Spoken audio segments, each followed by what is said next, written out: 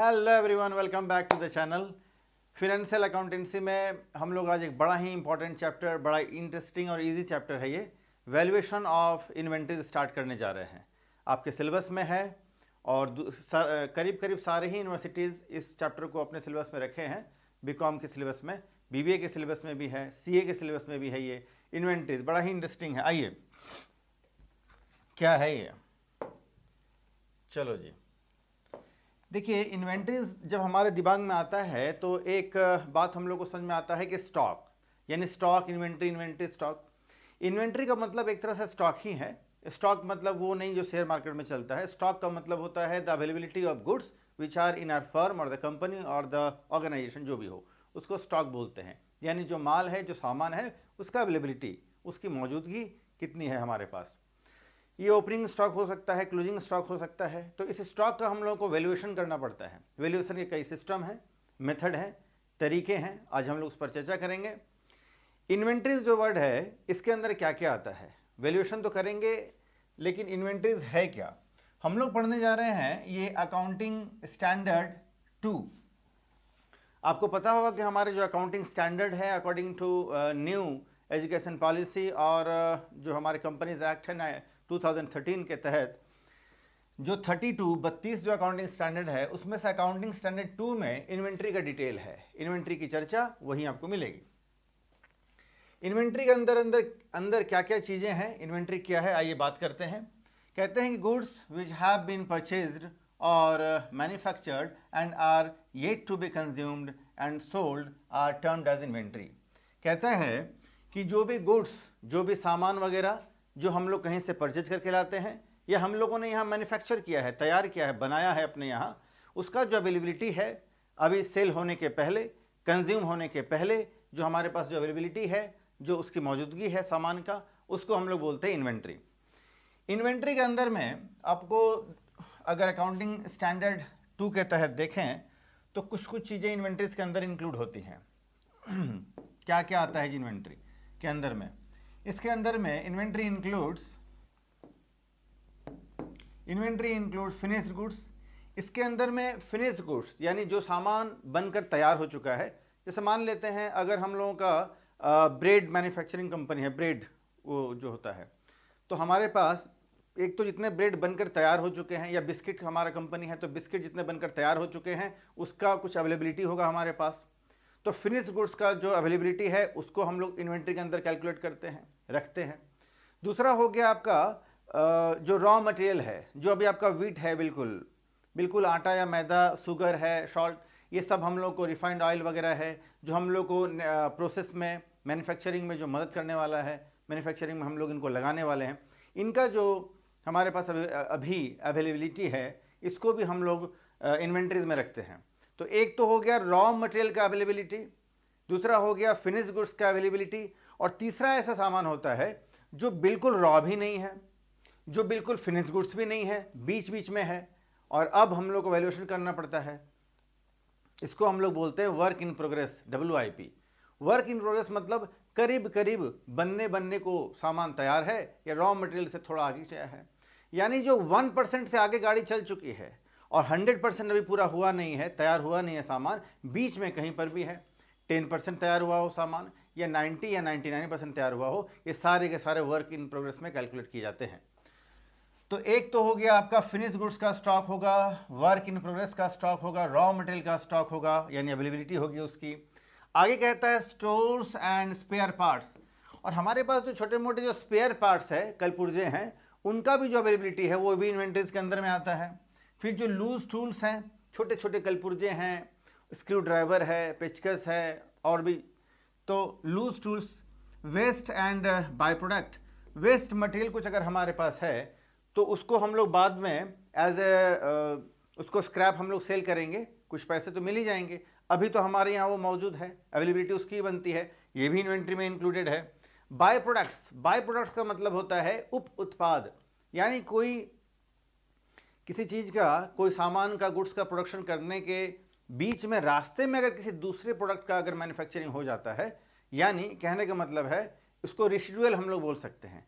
जैसे पेट्रोलियम के प्रोडक्शन के बीच में, रास्ते में, इस प्रोसेस में जो है बीच में बन जाता है आपका केरोसिन ऑयल यानी मिट्टी तेल जो आपका है, मोबिल बनता है, डीजल बनता है, ग्रीस बनता है। ये सिर्फ एक ही प्रोसेस से एक एक करके बनते चले जाते हैं। ये एक के बाद एक रेसिडुअल प्रोडक्ट्स हैं, इसको हम लोग बाय प्रोडक्ट भी बोलते हैं। तो इनका भी तो हमारे यहाँ कुछ अवेलेबिलिटी होगा, तो इसको भी हम लोग इन्वेंटरीज के अंदर में रखते हैं। लेकिन हम लोगों को जो इस चैप्टर में पढ़ना है वैल्यूएशन ऑफ इन्वेंटरीज में, स्टॉक के अंदर में, उसमें हम लोगों को, या अगर कहा जाए तो जनरली स्टॉक के अंदर सॉरी इन्वेंटरीज के अंदर में जो है जनरली इन तीन चीज़ों को हम लोग को लेकर के चलते हैं। फिनिश गुड्स का अवेलेबिलिटी, रॉ मटेरियल का अवेलेबिलिटी और वर्क इन प्रोग्रेस का अवेलेबिलिटी। ऐसे इन्वेंटरीज के अंदर में इतनी सारी चीज़ें हैं। एक वर्ड है स्टॉक, दूसरा है इन्वेंटरीज। एक्चुअली बात ऐसा है, अमेरिकन यानी अमेरिका में लोग इन्वेंट्री वर्ड यूज़ करते हैं, इंग्लैंड में लोग स्टॉक वर्ड यूज़ करते हैं। चीज़ एक ही है, हेर फेर है बस इनके यूज़ का। चलो जी, अब बात करते हैं कि manufacturing company includes all the above 6 form of goods. जो मैन्युफैक्चरिंग कंपनी है वो इन सारे जो 6 फॉर्म हम लोगों ने देखा है, इन सारे 6 अलग अलग फॉर्म का यूज़ करते हैं अपने इन्वेंटरीज में। लेकिन अगर कोई ट्रेडिंग कंपनी है जो सामान अपने यहाँ बनाती नहीं है, कहीं सामान खरीद के लाया और बेचा, तो वो अपने यहाँ जो है ओनली फिनिश गुड्स, वो सिर्फ अपने यहाँ फिनिश गुड्स को ही रखती है स्टॉक या इन्वेंट्री के अंदर में। आगे बात करें इन्वेंट्री एंड स्टॉक, जो भी मैंने आपको बताया कि अमेरिका में लोग इन्वेंट्री वर्ड यूज़ करते हैं और इंग्लैंड में लोग स्टॉक वर्ड यूज़ करते हैं सेम चीज़ के लिए। आगे बढ़िए, अब बात करते हैं इन्वेंट्री का वैल्यूएशन जो हम लोग करना है ये कैसे होगा, या वैल्यूएशन ऑफ इन्वेंट्री। दो मेथड हैं, मतलब अभी तो दो तरीका आप देखिए। एक तो कहता है असाइनिंग इन्वेंट्री, है ना, assigning inventory value of the goods in hand eight the end of the financial year. हम लोगों को इन्वेंट्री का यानी स्टॉक का वैल्यूएशन करना पड़ता है 2 टाइम, एक तो at the beginning of the year और एक तो एट द क्लोजिंग या at the end of the year. Generally अब बिगिनिंग में नहीं होता है, अब तो at the end of the accounting year, हर साल के आखिरी में जब हम लोग सारे एसेट्स का और लाइबिलिटीज़ का रिवैल्यूएशन करते हैं। पार्टनरशिप में क्लास 12 में आपने देखा होगा, रिवैल्यूएशन आपने बनाया होगा, या तो सारे लाइबिलिटीज़ का रीअसेसमेंट करते हैं, सारे एसेट्स का रिवैल्यूएशन करते हैं, तो स्टॉक यानी इन्वेंट्री का भी रिवैल्यूएशन करते हैं। अच्छा, स्टॉक जो है ना ये भी एक तरह का करंट एसेट्स है। करंट एसेट्स तो बहुत सारे हैं, जैसे कि सन्डी डेटर्स हैं, बिल्स रिसीवेबल हैं, बैंक बैलेंस है, कैश इन हैंड है, प्रीपेड एक्सपेंसेस हैं। लेकिन सबसे बड़ा जो करंट एसेट्स का जो वैल्यू होता है वो है आपका स्टॉक यानी इन्वेंट्री। दूसरी तरफ अब आगे हम लोग बात करें तो एक होता है कि हम लोग जो इन्वेंट्री का जो वैल्यूएशन करेंगे, एक तो क्लोजिंग डेट को करेंगे फिनेंशियल ईयर का। 2 तरीका है, एक तो कहता है इकोनॉमिक कंट्रोल, दूसरा होता है फिजिकल पोजीशन। तो हम लोग इकोनॉमिक कंट्रोल का मतलब क्या होता है? इकोनॉमिक कंट्रोल का मतलब होता है कि हम लोगों ने, अच्छा, एक होता है फिजिकल पोजीशन। फिजिकल पोजीशन का मतलब होता है कि हमारे यहाँ, हमारे फर्म में या ऑर्गेनाइजेशन में कितने सामान मौजूद हैं, उनकी अवेलेबिलिटी है, जिसको हम लोग अभी देख सकते हैं, छू सकते हैं, इसको बोलते हैं फिजिकल पोजीशन। एक तो ये तरीका हो गया। दूसरा होता है इकोनॉमिक कंट्रोल। इकोनॉमिक कंट्रोल का मतलब ये है कि हम लोगों ने अगर मान लो 20-25 मार्च को या फरवरी महीने में कुछ हम लोगों ने सामान ऑर्डर कर दिया है, माल मंगवाया है, अभी हमारे पास वो पहुंचा नहीं है, रास्ते में ही है, गुड्स इन ट्रांजिट, रास्ते में है माल, लेकिन वो हमारे इसी अकाउंटिंग ईयर में हम लोग कैलकुलेट कर लेंगे, भले वो हमारे पास अभी मौजूद नहीं है। तो इसको हम लोग बोलते हैं इकोनॉमिक कंट्रोल। तो इकोनॉमिक कंट्रोल को हम लोग लेकर के चलेंगे कि हमारे पास सामान इतना है, यानी अगर मान लिया हमारे पास 1000 यूनिट पहले से मतलब मौजूद है, फिजिकल उनका पोजीशन हम लोग को दिख रहा है, और 200 यूनिट जो है वो चल पड़ा है, ट्रक से माल रास्ते में कहीं पर है, और आज अगर हम लोग को इन्वेंट्री का वैल्यूएशन करना है तो हम लोग उसको 1000 नहीं बल्कि 1000 प्लस 200 जो रास्ते में है गुड्स इन ट्रांजिट, 1200 यूनिट का हम लोग करेंगे वैल्यूएशन। आगे बढ़ते हैं। अब हम लोगों को रास्ते में आगे चलकर कहीं COGS बोले तो cost of goods sold calculate करना पड़ सकता है। कॉस्ट ऑफ गुड्स सोल्ड वही है, कॉस्ट ऑफ गुड्स सोल्ड का कॉन्सेप्ट तो हर जगह एक ही रहने वाला है, यानी हम लोग करेंगे 3 चीज़ें ऐड करते हैं, एक चीज़ माइनस करते हैं, opening stock plus purchases plus direct expenses, और माइनस करेंगे क्लोजिंग स्टॉक। तो ये रहा जो पहले वाला ये फार्मूला, ओपनिंग स्टॉक में परचेजेज और डायरेक्ट एक्सपेंस को ऐड करें, क्लोजिंग स्टॉक को माइनस कर देंगे COGS, पहले जैसा। जरूरत पड़ेगा कहीं देखेंगे। अब बात है कॉस्ट ऑफ इन्वेंट्री, यानी इन्वेंट्री का जो कॉस्ट है अगर कैलकुलेट करना हो तो कौन कौन सी चीज़ें इन्वेंट्री के कॉस्ट के कैलकुलेशन में हम लोगों को कंसीडर करना है। इसमें सबसे पहले आता है परचेज कॉस्ट, यानी जितने में हम लोगों ने माल को खरीदा है, सामान को खरीदा है, तो परचेज कॉस्ट तो लेना ही है। उसके बाद है कन्वर्जन कॉस्ट, उसको दूसरे चीज़ में कन्वर्ट करने में, बनाने में कितना पैसा खर्च करना पड़ा है, कन्वर्जन कॉस्ट। और दूसरे अगर उसको मंगवाने में उसमें ढुलाई वगैरह यानी कैरेज है, फ्रेट है, कुछ खर्च कर दिया अगर हम लोगों ने, तो वो भी खर्च आपको लेके चलना पड़ेगा। इसको हम लोग बोलते हैं अदर कॉस्ट। तो कॉस्ट ऑफ इन्वेंट्री के अंदर में जो है हम लोग इन सबको लेकर के चलेंगे। चलो जी तो एक बार आप इसका स्क्रीनशॉट ले लो फटाफट से, या लास्ट में इकट्ठे ले लेना जी। चलो अब हम लोग बढ़ते हैं और आगे आइए अब बात करते हैं कि ये इन्वेंट्री जो है इसका रिकॉर्डिंग हम लोग जो करेंगे, तो कैसे हम लोग इसका रिकॉर्डिंग करेंगे। इन्वेंट्री का रिकॉर्डिंग करने के लिए दो मेथड या दो सिस्टम हम लोगों को साथ में हम लोग के पास है। एक तो कहते हैं periodic inventory system, periodic inventory system, और दूसरा है परपेचुअल इन्वेंट्री सिस्टम। जो पीरियोडिक सिस्टम है ये 3 महीने का एक बार में, यानी eight the end of 3 month, यानी एक क्वार्टर का एक बार में आप इन्वेंट्री का सारा का वैल्यूएशन कर लो, या फिर 6 महीने का सेमेस्टर वाइज, या फिर आपका एनुअली एक साल का एक बार में आप कर लो इसका वैल्यूएशन। तो ये यहाँ क्या होता है कि एक पर्टिकुलर पीरियड में जितने भी हमारे पास जो भी है स्टॉक, यानी जो अवेलेबिलिटी ऑफ गुड्स है, इसका वैल्यूएशन हम लोग एक बार में करते हैं। इसको बोलते हैं periodic valuation system, periodic inventory system जो भी हो। इसके अंदर में क्या है, फिजिकल काउंटिंग होता है। फिजिकल काउंटिंग का मतलब होता है 1 2 3 4 5 गिनती करके, है ना। तो गिनती करके जो है फिजिकल काउंटिंग इसके अंदर हम लोग करते हैं। ये बड़ा टाइम टेकिंग होता है ना, एक एक सामान को अगर एक एक यूनिट को काउंट करोगे तो वो टाइम टेकिंग है। बड़े बिजनेस में एप्लीकेबल नहीं हो सकता है, सिर्फ छोटे बिजनेस में ही हम लोग ये कर सकते हैं। स्पेसिफिक पीरियड जैसे 1 ईयर 1 मंथ वगैरह वगैरह में ही ये एप्लीकेबल है। ये सिंपल मेथड बड़ा होता है, फिजिकली आप काउंट करो और डाल दो। लेस एक्सपेंसिव, ये कम खर्चीले होते हैं, और ये ओल्ड फैशनड है, पहले चलता था आजकल नहीं चलता है, जमाना बहुत आगे बढ़ गया साहब। अब आगे आ जाओ इधर। दूसरे तरफ on the other hand perpetual inventory system. Perpetual inventory system जो है, अरे यार हाँ जी चलो ठीक है। तो परपेचुअल इन्वेंट्री सिस्टम कहता है ये जो रिकॉर्डिंग है, जैसे कि अभी आजकल हम लोग जो देखते हैं और सब सारी चीज़ें ऑनलाइन हो चुकी है। आप अगर किसी मल्टीपल शॉप्स में अगर जाते हैं, किसी शॉपर्स मार्ट में जाते हैं, बड़े दुकान में जाते हैं, वहाँ बिलिंग होता है कंप्यूटर से, सारी चीज़ें कंप्यूटराइज्ड है।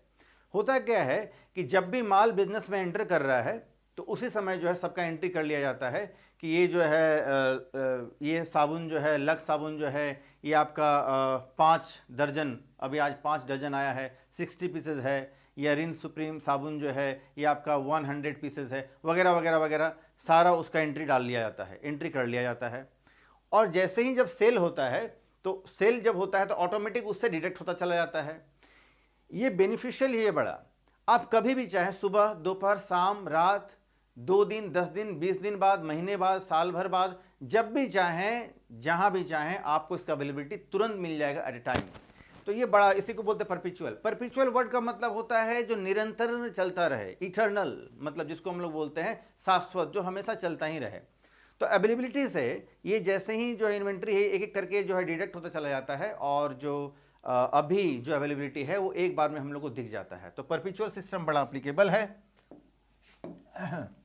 ये रिकॉर्ड बेस्ड है, और inventory is valued after, inventory is valued, और ये जो इन्वेंट्री है ये आफ्टर एवरी ट्रांजेक्शन, हर ट्रांजेक्शन के बाद, अभी सामान बिका तुरंत एंट्री हो गया, अभी सामान आया तुरंत एंट्री हो गया। हर ट्रांजेक्शन के बाद आप तुरंत बता सकते हैं कि अभी हमारे यहाँ अवेलेबिलिटी कितना है, किसी भी गुड्स का, सामान का कितना पीसेज है, यूनिट है, पेटी या किलो में है, जो भी हो। आगे बात करें तो रेडी इन्फॉर्मेशन ऑफ गुड्स, वही बात है, तुरंत आप बता सकते हैं। डिटेल्ड मेथड, इसका जो मेथड है बड़ा डिटेल्ड है। सामान आया, एक एक करके सबका आपका उसका एंट्री करना पड़ेगा, सारे सामान को चढ़ाना होगा, कंप्यूटर में डालना होगा।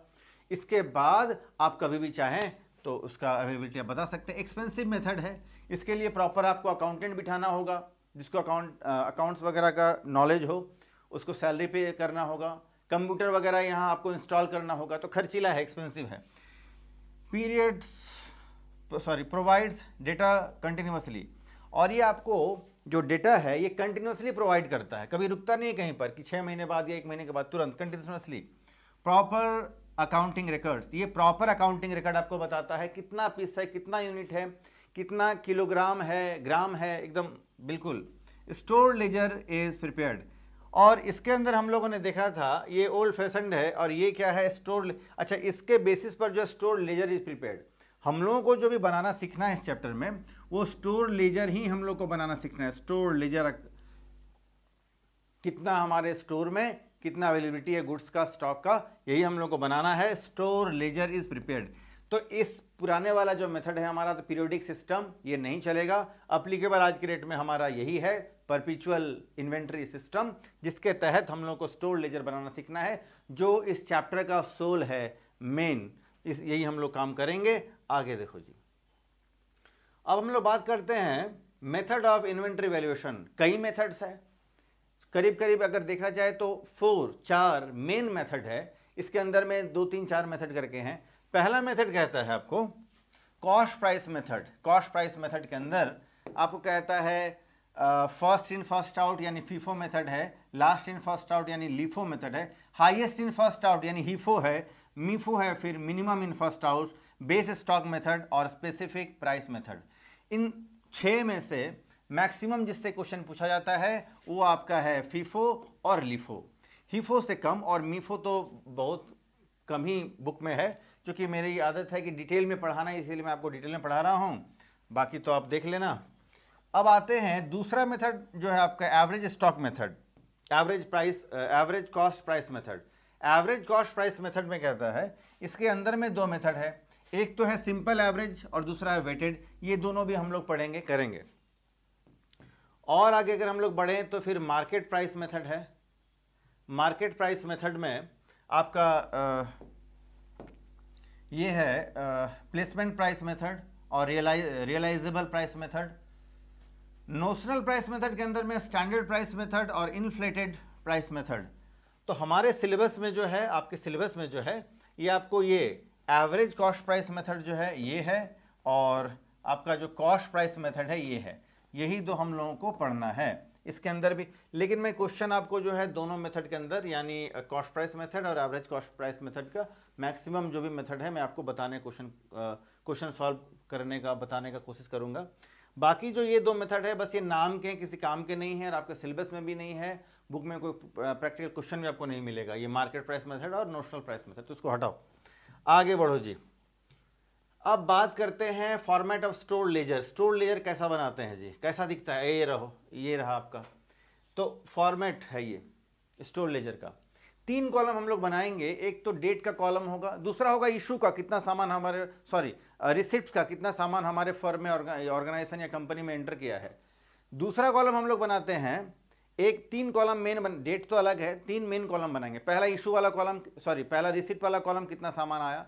दूसरा बनाएंगे रिसिप्ट वाला कॉलम, रिसिप्ट वाला कॉलम पहला होगा जिसमें कितना सामान हमारे पास आया है।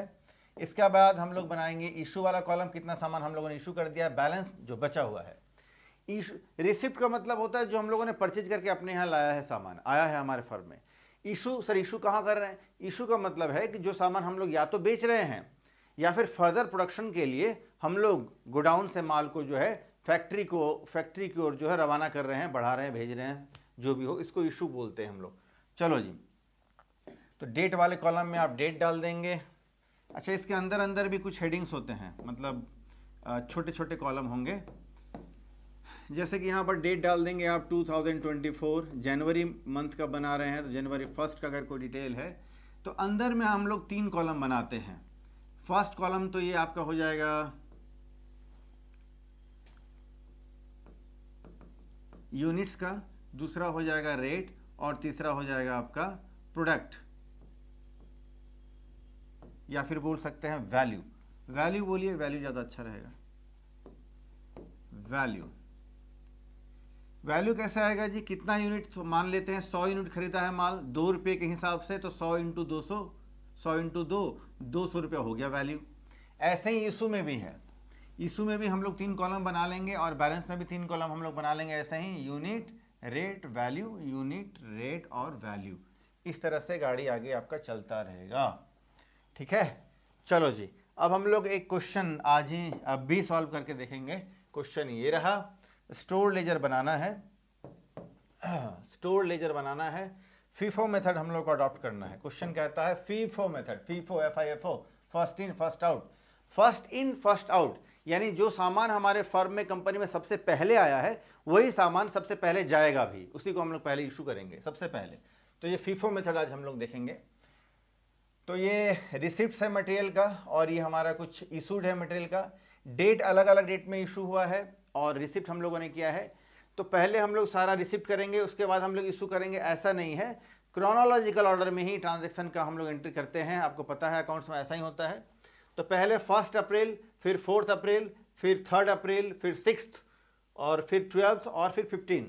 लेकिन एक और जरा जरूरी इंफॉर्मेशन है, एक The weekly stock taking on April 7, 2010 showed on shortage of 150 unit. देख लो जी, 7 अप्रैल को 7 अप्रैल को क्या हुआ है कि 150 यूनिट जो है वो शॉर्टेज पाया गया, चोरी हो गया हो, एबनॉर्मल नॉर्मल किसी वेस्टेज से वो चला गया हो, जो भी रीज़न हो।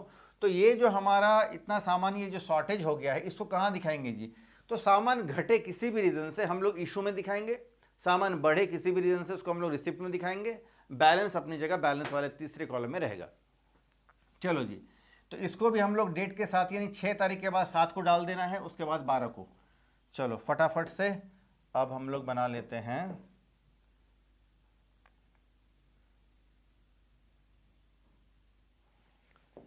चलो जी, स्टोर लेजर।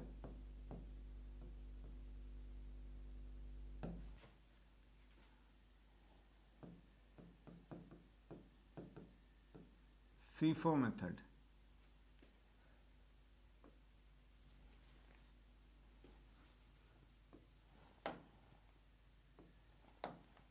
पहला हम लोग बना लेंगे डेट कॉलम, इसके बाद रिसिप्ट्स,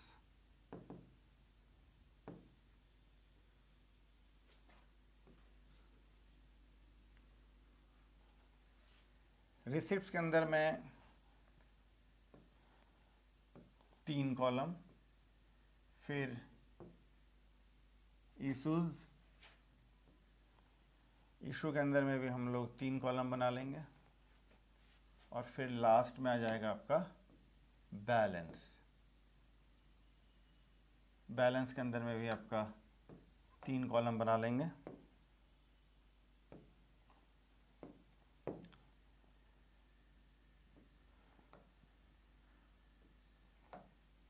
चलो जी,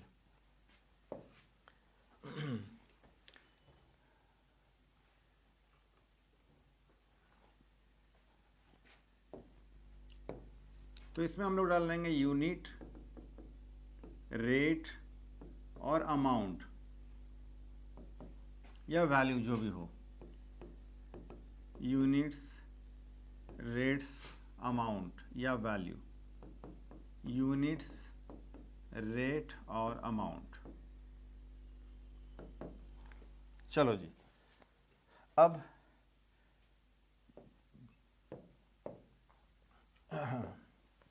ओपनिंग स्टॉक अगर होता तो हम लोग लिख लेते, ऐसा तो कुछ है नहीं। 2010 और अप्रैल का महीना है, अप्रैल 1 को। अच्छा, ओपनिंग बैलेंस है, ओपनिंग बैलेंस हमारा है 1000 यूनिट 5 रुपये का हिसाब से। तो 1000 यूनिट है और इस 5 रुपये वाला है तो 5000 रुपये का हमारा अमाउंट हो गया है। 1 अप्रैल को हम लोगों ने कोई इशू नहीं किया है, तो हमारे पास जो बैलेंस बचा रहेगा यही बैलेंस बचा रहेगा। यूनिट हमारे पास है 1000 यूनिट, 5 रुपये वाला माल है तो 5000 रुपये का माल फिलहाल अभी हमारे पास अवेलेबल है। आगे आइए, इसके बाद है एक के बाद 3 तारीख को जो है हम लोगों ने 5000 यूनिट 6 रुपये वाला हमारे पास फिर से रिसिप्ट हुआ है। अप्रैल 3 को 5000 यूनिट 6 रुपये के हिसाब से, तो ये हो जाता है 30,000। अब आज हमारे पास क्या क्या अवेलेबल है, तो 1000 यूनिट जो पहले था हमारे पास वो भी अभी हमारे पास मौजूद है। और 5 रुपये वाला 5,000 रुपये का, और नया अभी हम लोगों ने ये 5,000 यूनिट 6 रुपये वाला 30,000 रुपये का, तो ये दो अभी हमारे पास मौजूद है, अवेलेबल है। 3 के बाद 4 तो नहीं है, 5 को फिर हम लोगों ने इशू किया है, नहीं सॉरी 4 अप्रैल को हम लोगों ने इशू किया है 3,000 यूनिट।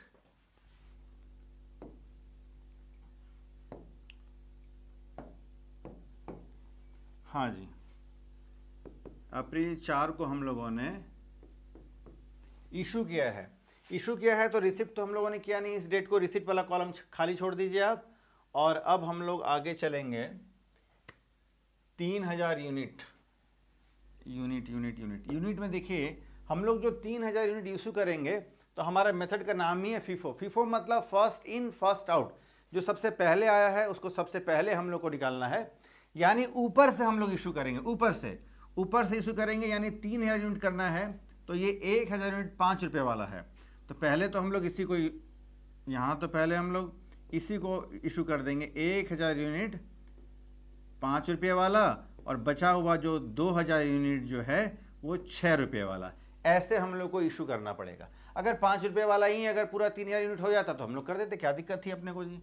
चलो, तो ये हो जाएगा आपका 5,000 और ये 12,000, 17,000। अच्छा, यूनिट अब हमारे पास अवेलेबल कितना बचेगा? 5 रुपये वाला जो यूनिट है 1,000, उस पूरा का पूरा हम लोगों ने इशू कर दिया, खत्म। 5,000 वाला जो 5,000 यूनिट बचे हैं उसमें से 2,000 यूनिट हम लोगों ने इशू किया, तो बचेगा 5 - 2, 3,000 यूनिट हमारा बचेगा 6 रुपये वाला, तो 18,000 वैल्यू का माल हमारे पास बचेगा। आगे आ जाओ। 4 के बाद अब 6 अप्रैल को हम लोगों ने फिर इशू किया है 2,000 यूनिट। चलो जी, 2,000 यूनिट हम लोग 6 तारीख को हम लोग इशू कर रहे हैं। 2,000 यूनिट इशू करेंगे, एक ही तरह का माल है 6 रुपये वाला, 12,000 रुपये इसका वैल्यू हो जाएगा। अवेलेबल कितना है जी? 3,000 यूनिट में से 2,000 हम लोगों ने इशू कर दिया, बचा 1,000 यूनिट 6 रुपये वाला ये है, तो 6,000 का माल अपने पास बचा है। अब आगे चलते हैं अपन 6 के बाद। अब ध्यान दीजिए, 6 के बाद यहाँ 12 है, लेकिन यहाँ देखिए एडजस्टमेंट नीचे 7 तारीख को जो है 150 यूनिट शॉर्ट कर गया है, तो पहले तो वही करना होगा अपने को। 7 तारीख को कहता है कि 150 यूनिट 150 यूनिट शॉर्ट कर गया है, एक ही प्राइस वाला, एक ही रेट वाला, एक ही भाव वाला माल अपने पास है 6 रुपये वाला, तो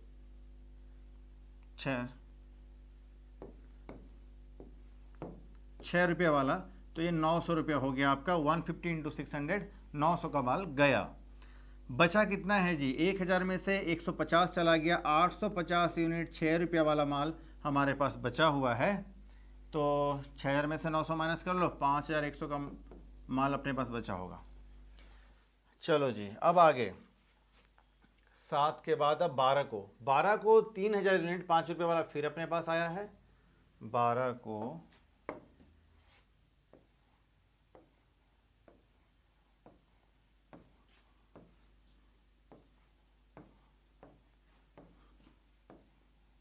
चलो जी, 12 को हमारे पास फिर से 3,000 यूनिट जो है ये 5 रुपये वाला माल आया है, तो 15,000 रुपये का माल हमारे पास आया है। रिसिप्ट किया है हम लोगों ने, रिसिप्ट किया है 5,000 रुपये वाला माल। चलो जी, अब अवेलेबल कितना होगा? आइए, अब अवेलेबल होगा 850 यूनिट 6 रुपये वाला तो रहेगा ही अपने पास, और अभी 3,000 यूनिट जो है 5 रुपये वाला, यानी ये 15,000 रुपये का माल, ये एक नया हमारे पास आ जाएगा। ठीक है, अब हम लोग 12 के बाद अब 15 अप्रैल को हम लोग को 1500 यूनिट हम लोग को इशू करना है। ये लास्ट हमारा है ट्रांजैक्शन। चलो, 15 अप्रैल को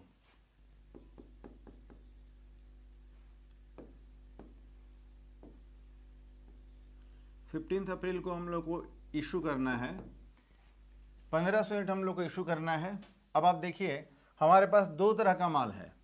850 हम लोग ऊपर से इशू करेंगे, तो 850 यूनिट हम लोग ले लेंगे 6 रुपये वाला माल, क्योंकि इशू ऊपर से करना है, फर्स्ट इन फर्स्ट आउट। तो पहले तो आया है आपका 6 रुपये वाला माल, तो ये 850 यूनिट ही है। अगर यही पूरा का पूरा रहता 1500 यूनिट तो इसी को ले लेते। फिलहाल 850 यूनिट 6 रुपये वाला। अब 1500 होने में कितना घट रहा है जी? ये घट रहा है आपको 650 यूनिट और घट रहा है, तो 650 यूनिट 5 रुपये वाला ले लेंगे, मल्टीप्लाई कर देंगे। तो खैर ये तो आपको 5100 रुपये दिख ही रहा है, और ये हो जाएगा 65 × 5, ये हो जाएगा 3250। वैल्यू अगर हम लोग देखें तो 8350 रुपये का। ये आप टोटल करके लिख सकते हैं, अलग भी लिख सकते हैं, टोटल करना थोड़ा ज़्यादा आर्गुमेंटेटिव और सही दिखता है। 8350 रुपये का हम लोगों ने गुड्स यहाँ इशू कर दिया। अरे यार कहाँ चला गया, सॉरी वो उधर नहीं करना है, दूसरे कॉलम में चला गया। आप टोटल करके यहीं लिख सकते हैं या ऐसे भी चलेगा आपका। चलो जी अब आगे, अब बचा कितना है? 850 यूनिट, ये तो पूरा का पूरा इशू हो गया ख़त्म। 650 यूनिट जो है ये 5 रुपये वाला इशू किया है, तो 3000 माइनस 650, तो ये बचेगा 2350 यूनिट 5 रुपये वाला। 2350 × 5, तो ये आपका 11750 रुपये का जो है आपका ये आपका वैल्यू है क्लोजिंग स्टॉक का। इतना का माल हमारे पास बचा पड़ा है, ठीक है, यही हमारा हो गया क्लोजिंग स्टॉक, ठीक है। चलो जी, यही हम लोग को कैलकुलेट करना था क्लोजिंग स्टॉक 11750, ठीक है, इसको आप लिख सकते हैं क्लोजिंग स्टॉक, ठीक है। तो चलो जी अब आप फटाफट से सबका स्क्रीनशॉट ले लो। पेज नंबर 1 में आते हैं अपन पहले। हाँ जी, चलो सबसे पहले तो, अरे यार थोड़ा सा बड़ा हो जाओ, हाँ चलो, तो ये लो जी, सबसे पहले तो इसका ले लो स्क्रीनशॉट। इसके बाद हाँ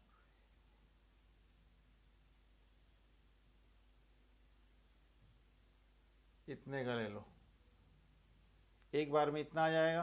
पहले तो इसका ले लो, इसके बाद सेकंड फेज में ये बचे हुए सारे जो है इसका स्क्रीनशॉट ले लो।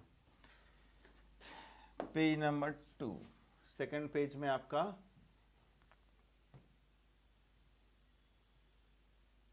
चलो जी, पहले तो इसका स्क्रीनशॉट ले लो, इसके बाद ये आपका जितने भी अलग अलग मेथड्स हैं सारे आ गए हैं।